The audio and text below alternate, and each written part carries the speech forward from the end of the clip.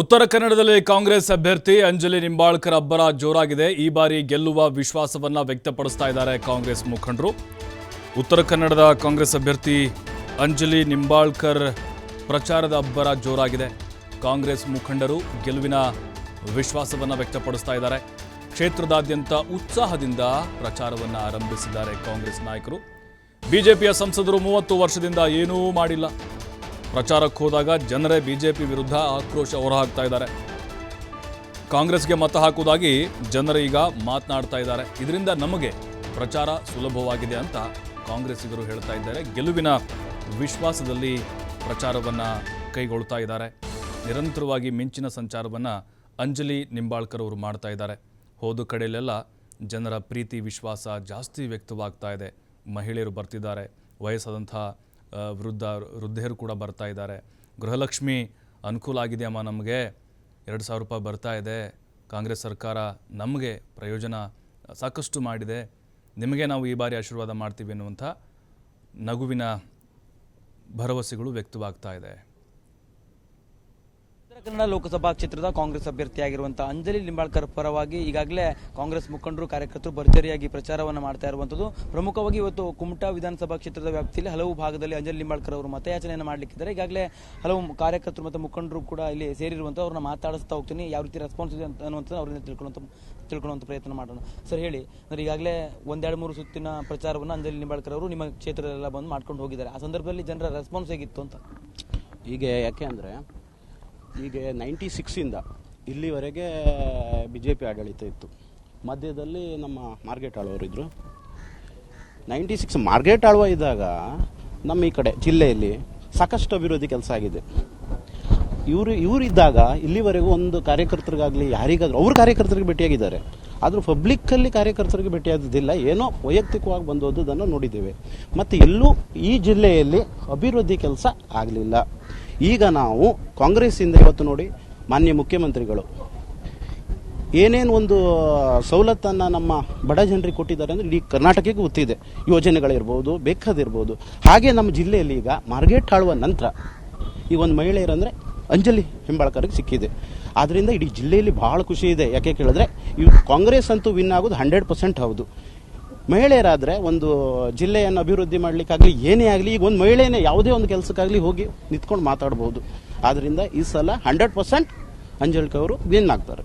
ಅಂದರೆ ಜನರ ಬಳಿ ತಾವು ಹೋದಂಥ ಸಂದರ್ಭದಲ್ಲಿ ಜನ ಏನಾದರೂ ಗ್ಯಾರಂಟಿಗಳ ಬಗ್ಗೆ, ಅಂದರೆ ನಿಮ್ಮ ಸರ್ಕಾರದ ಯೋಜನೆಗಳ ಬಗ್ಗೆ ಪ್ರಸ್ತಾಪ ಮಾಡ್ತಾ ಇದ್ದಾರೆ. ಜೊತೆಗೆ ಇಲ್ಲಿ ಆಡಳಿತ ಅಂದರೆ ಇಲ್ಲಿ ಈ ಹಿಂದೆ ಆದಂಥ ಸಂಸದರ ಬಗ್ಗೆ, ಅಂದರೆ ಸಂಸದರು ಏನು ಕೆಲಸ ಮಾಡಿಲ್ಲ ಅನ್ನೋದ್ರ ಬಗ್ಗೆ ಏನಾದರೂ ಹೇಳ್ತಾ ಇದ್ದಾರೆ. ಹೇಗಿದೆ? ಹೌದು, ಎಲ್ಲ ಗೊತ್ತಿದ್ದ ವಿಷಯ. ಜಿಲ್ಲೆಯಲ್ಲಿ ಏನೂ ಕೆಲಸ ಆಗಲಿಲ್ಲ. ಹಿಂದಿನ ಸಂಸದರು ನಮಗೆ ಬರ್ತಾ ಇಲ್ಲ, ಮಾತಾಡಿದ್ದಿಲ್ಲ, ಪಬ್ಲಿಕ್ಕಲ್ಲಿ ಸಿಕ್ಕಿದ್ದಿಲ್ಲ, ಎಲ್ಲ ಹೇಳ್ತಾ ಇದ್ದಾರೆ. ನಾವು ಈ ಸಲ ಕಾಂಗ್ರೆಸ್ಸಿಗೆ ಓಟ್ ಕೊಡ್ತೇವೆ, ನಿಂಬಾಳ್ಕರ್ ಅವರನ್ನು ನಾವು ವಿನ್ ಮಾಡ್ತೇವೆ ಸ್ಪಷ್ಟವಾಗಿ ಎಲ್ಲ ಜಿಲ್ಲೆಯಲ್ಲೂ ಹೇಳ್ತಾ ಇದ್ದಾರೆ. ಸರಿ, ಪ್ರಚಾರ ಕಾರ್ಯದಲ್ಲಿ ಹೋದಂಥ ಸಂದರ್ಭದಲ್ಲಿ ಜನ ಯಾವ ರೀತಿಯಾಗಿ ಸೇರ್ತಾ ಇದ್ದಾರೆ, ಯಾವ ರೀತಿಯಾಗಿ ರೆಸ್ಪಾನ್ಸ್ ಕೊಡ್ತಾ ಇದ್ದಾರೆ ಅಂತ?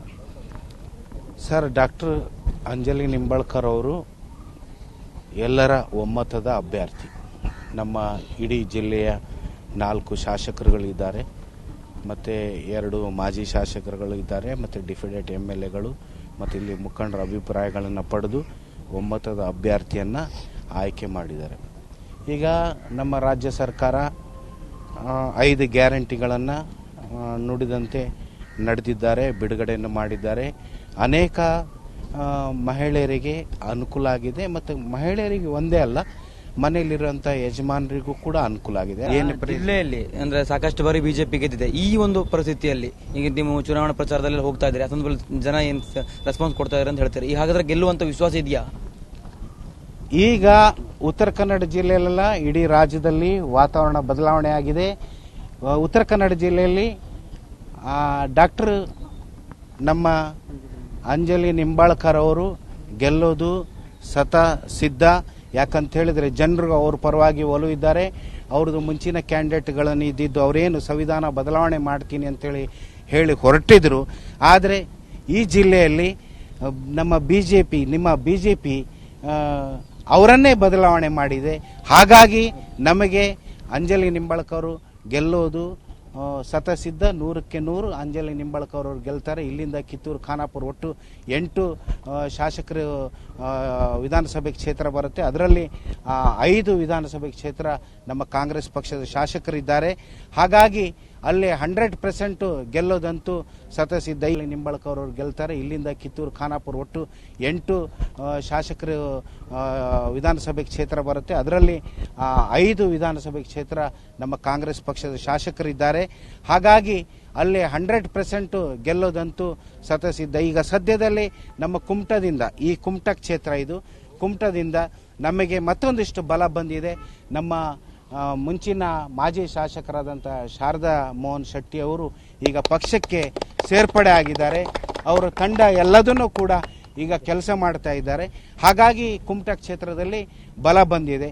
ಹಾಗೆ ಯಲ್ಲಾಪುರ ಕ್ಷೇತ್ರದಲ್ಲಿ ವಿವೇಕ್ ಹೆಬ್ಬಾರ್ ಅವರು ಈಗ ನಮ್ಮ ಪಕ್ಷದಲ್ಲಿ ಸೇರ್ಪಡೆ ಆಗಿದ್ದಾರೆ. ನಮಗೆ ಯಲ್ಲಾಪುರ ಕ್ಷೇತ್ರನೂ ಕೂಡ ನಮಗೆ 3,000 ವಿಧಾನಸಭೆ ಕ್ಷೇತ್ರದಲ್ಲಿ 3,000 ಚಿಲ್ಲರೆ ಹಿನ್ನಡೆ ಆಗಿತ್ತು. ಈಗ ನಮಗೆ ಯಲ್ಲಾಪುರ ಕ್ಷೇತ್ರನೂ ಕೂಡ ಬಲ ಬರ್ತದೆ. ಮತ್ತು ನಮ್ಮ ದೇಶಪಾಂಡೆ ಸಾಹೇಬರು ಹಾಗೂ ಮತ್ತು ಮಂಕಾಳ್ ವೈದ್ಯ ಅವರು, ಭೀಮಣ್ಣ ನಾಯಕರು, ಹಾಗೆ ನಮ್ಮ ಇಲ್ಲಿ ಕಾರವಾರ, ಅಂಕೋಲಾ ಕಾರವಾರ ಕ್ಷೇತ್ರ ಸತೀಶ್ ಶೈಲ್ ಅವರು ಎಲ್ಲ ಸೇರಿ ಒಮ್ಮತದಿಂದ ಪ್ರಚಾರ ಮಾಡ್ತಾ ಇದ್ದಾರೆ, ಕೆಲಸ ಮಾಡ್ತಾ ಇದ್ದಾರೆ. ಒಂದೇ ವೇದಿಕೆಯಲ್ಲಿ ಎಲ್ಲರೂ ಹೋಗ್ತಾ ಇದ್ದಾರೆ. ಹಾಗಾಗಿ ನಮಗೆ 100% ಅಂಜಲಿ ನಿಂಬಾಳ್ಕರ್ ಅವರು ಜಯಬೇರೆಯಿಂದ ಗೆಲ್ತಾರಂತೇಳಿ ಈ ಸಂದರ್ಭದಲ್ಲಿ ಹೇಳಲಿಕ್ಕೆ ಬಯಸ್ತೇನೆ.